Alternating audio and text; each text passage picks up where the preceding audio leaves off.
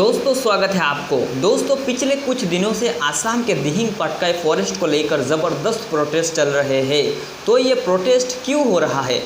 कोयल mining के वजह से हमारे एनवायरनमेंट में कुछ इम्पैक्ट पड़ता है क्या? आइए इन्हीं बातों को इस वीडियो में देखते हैं। दोस्तों हमारे देश के अंदर करीब 551 वाइल्ड लाइफ सेंचुरी है। इसमें से 18 वाइल्ड लाइफ सेंचुरी आसाम में है।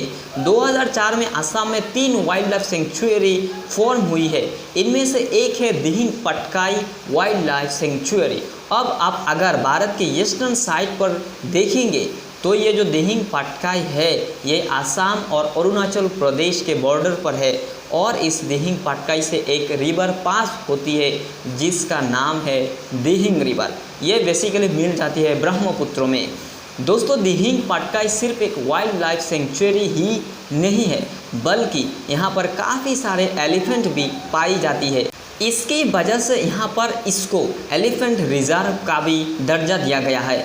दिहिंग पटकाई का जो रीजन है वो 575 स्क्वायर किलोमीटर्स के इलाके में बसा हुआ है जो आसाम के डिब्रूगढ़, तिनसुकिया एंड सराइदेव डिस्ट्रिक्ट में विस्तृत है। और इसमें से 111 स्क्वायर किलोमीटर्स का एक रीजन है जिसको सालेकी कहा जाता है। सालेकी जो रीजन है दिहिंग पटकाई में ये बहुत ही इम्पोर्टेंट एरिया है क्योंकि इसी सालेकी रीजन में ही कोयल माइनिंग का परमिशन दिया गया है NBWL के ज़रिए। अब दिहिंग पटकाई एलिफेंट रिजर्व जो है उसको largest rain forest of India भी कहा जाता है। और दोस्तों इनफैक्ट दिहिंग पटकाई को अमेजन ऑफ द ईस्ट भी कहा जाता है। दोस्तों सवाल यह है कि दिहिंग पटकाई को क्यों अमेजन ऑफ द ईस्ट कहा जाता है, इसकी इम्पोर्टेंस इतना ज़्यादा क्यों है?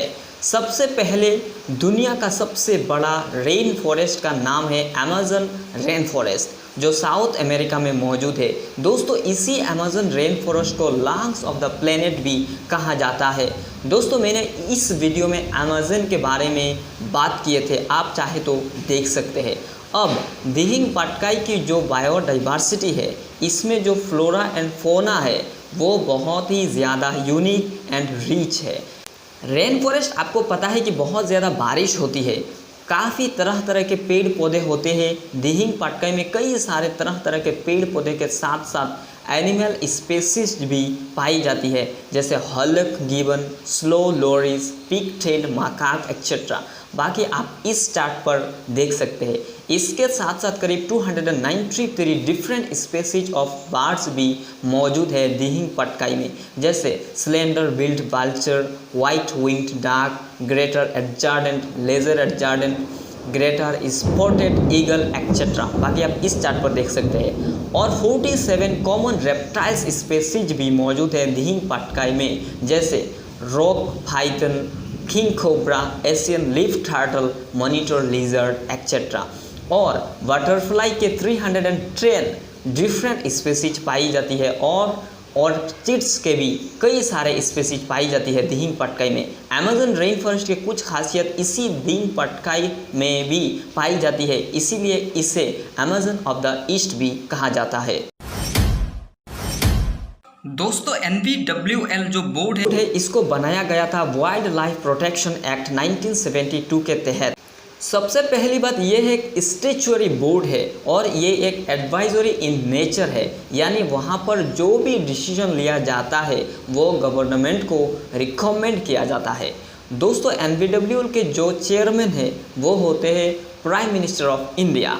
अगर प्राइम मिनिस्टर चेयर कर रही है तो क्या इस बोर्ड की रिकमेंडेशन जस्ट एडवाइजरी रहेगी? ऑब्वियसली नहीं रहेगी। इसके ज़्यादातर डिसीजन सरकार द्वारा मानी जाएगी क्योंकि खुद प्राइम मिनिस्टर इसको चेयर कर रही है। और इस बोर्ड के जो 22 चेयरमैन होते हैं वो फॉरेस्ट मिनिस्टर होते हैं और इसमें टोटल 47 मेंबर्स होते हैं। दोस्तों इस बोर्ड का मेन काम होता है हमारे देश का जो conservation and development of wild life and forest होता है उसको प्रमोट करना। और हमारे देश के जितने भी वाइल्ड लाइफ सेंचुरीज और नेशनल पार्क्स है उन सभी के बाउंड्री के सभी मामले या डिसीजन NBWL के परमिशन के बिना नहीं लिया जा सकता और इसीलिए ये बोर्ड काफ़ी इम्पोर्टेंट है। अब दिहिंग पटकाई के जो साले के हिस्से है वहाँ पर 7 अप्रैल को कोयल माइनिंग की परमिशन दे दी है NVWL ने। अब ये जो डिसीजन है वो डायरेक्टली 7 अप्रैल को नहीं लिया गया। NVWL ने सबसे पहले जुलाई 2019 में एक अलग से कमेटी बनाई। इस कमेटी में एक मेंबर है आर सुकुमार जो आसाम के चीफ वाइल्ड लाइफ वार्डन है। इस कमेटी ने जब 7 अप्रैल पर मीटिंग बुलाई तब आर सुकुमार ने कहा कि जिस 98 हेक्टर्स पर कोयल माइनिंग की परमिशन देना है वहां पर ऑलरेडी 57 हेक्टर्स को तोड़ा जा चुका है। मतलब आपको पता ही है हमारे देश पर काफ़ी इलीगल कोयल माइनिंग चल रही है। तो इलीगल माइनिंग के ज़रिए ऑलरेडी 57 हेक्टर ओपन हो चुका है और बाकी जो 41 हेक्टर है वहाँ पर काम नहीं हुआ है। और मिस्टर सुकुमार ने इसीलिए कहा है कि हमें होशियार रहना चाहिए क्योंकि वहाँ के बायोडाइवर्सिटी खतरे में आ सकते हैं। और इसीलिए कमेटी ने कहा है जो ऑलरेडी ब्रोकन अप एरिया है वहाँ पर माइनिंग की परमिशन दे दिया जाएगा, लेकिन 41 हेक्टर का जो अनब्रोकन एरिया है इसमें हम देखेंगे कि फिजिबिलिटी है कि नहीं, मतलब अंडरग्राउंड माइनिंग किया जा सकता है कि नहीं। लेकिन फाइनली 7 अप्रैल को NVWL का जो डिसीजंस आया उसमें उन्होंने पूरी तरह से परमिशन दे दी कोयल माइनिंग के लिए। लेकिन उस समय पूरा देश लॉकडाउन पर था जिसके वजह से ज़्यादा प्रोटेस्ट नहीं हुआ, मगर अब इसीलिए वहाँ पर एनवायरनमेंटलिस्ट और स्टूडेंट्स के द्वारा बहुत सारा ऑनलाइन प्रोटेस्ट चलाए जा रहे हैं दिहिंग पटकाई एलिफेंट रिजर्व को लेकर। सोशल मीडिया पर #save Dehing Patkai from the coal mafias, #IM Dehing Patkai save biodiversity hashtags के जरिए ऑनलाइन कैंपेन चलाया जा रहा है। दोस्तों, नॉर्थ ईस्टर्न कोयल फील्ड्स को 1973 को 2003 तक 30 साल के लिए लीज पर इस क्षेत्र में खनन के लिए मंजूरी मिली थी, लेकिन 2003 में जब यह लीज खत्म हो गई तब भी NEC गैर कानूनी तरीके से कोयले का खनन करती रही और इसने अपने खनन का दायरा 13 हेक्टर से 57.20 हेक्टर तक बढ़ा लिया। इसे लेकर साल 2013 में पर्यावरण मंत्रालय की वन सलाहकार समिति ने राज्यों को बिना इजाज़त के खनन के लिए कंपनी को दंडित करने के लिए कहा था। राज्यों के वन विभाग ने पिछले महीने कंपनी पर 43.25 करोड़ रुपए का जुर्माना लगाया गया था।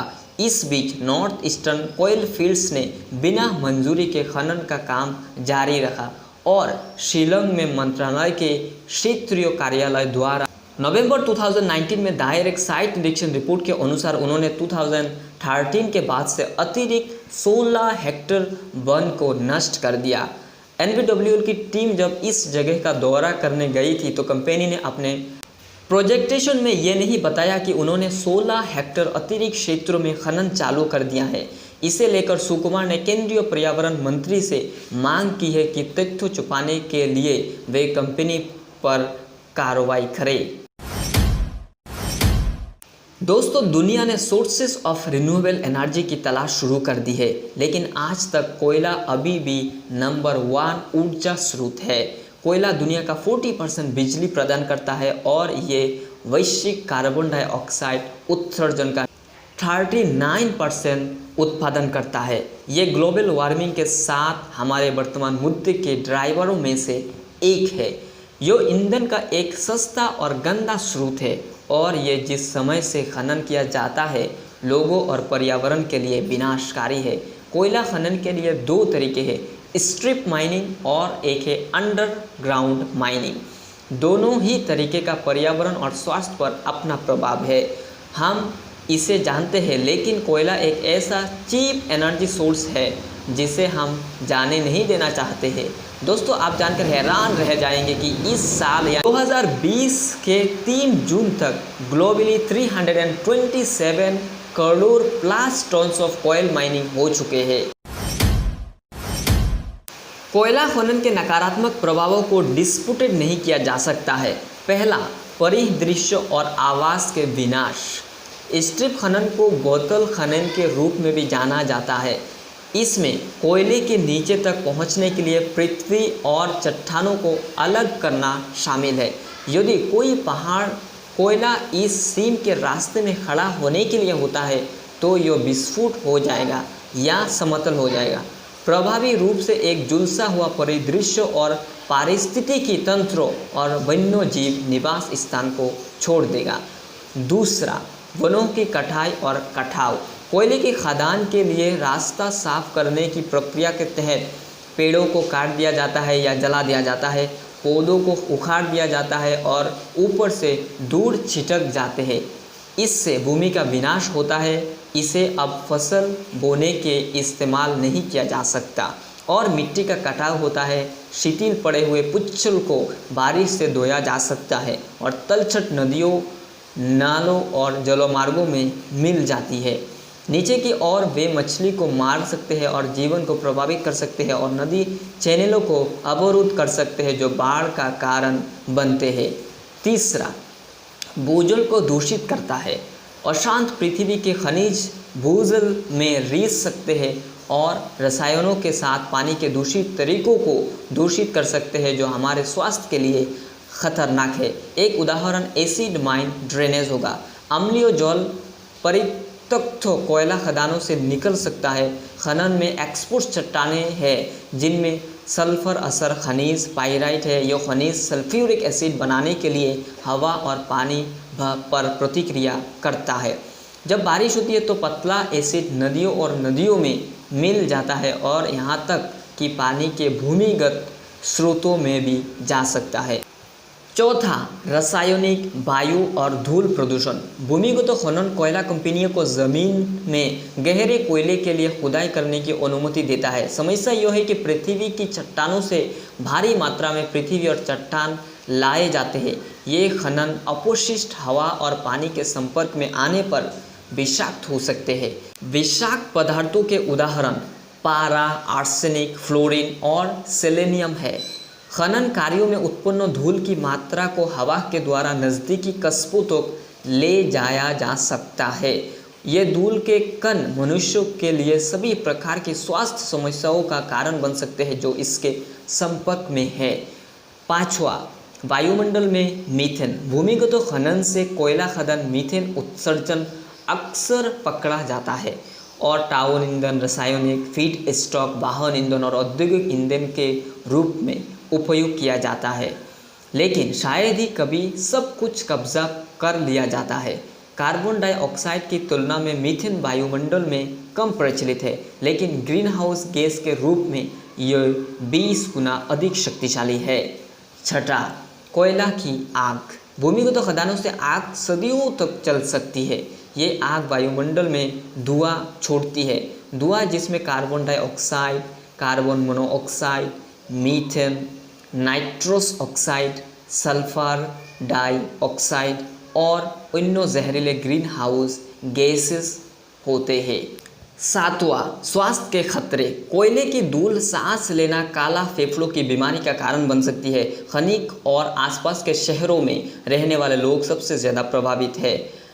कार्डियोपल्मोनरी बीमारी, उच्च रक्तचाप, COPD और गुर्दे की बीमारी कोयला खदानों के आसपास रहने वाले लोगों में सामान्य दर से अधिक पाई जाती है।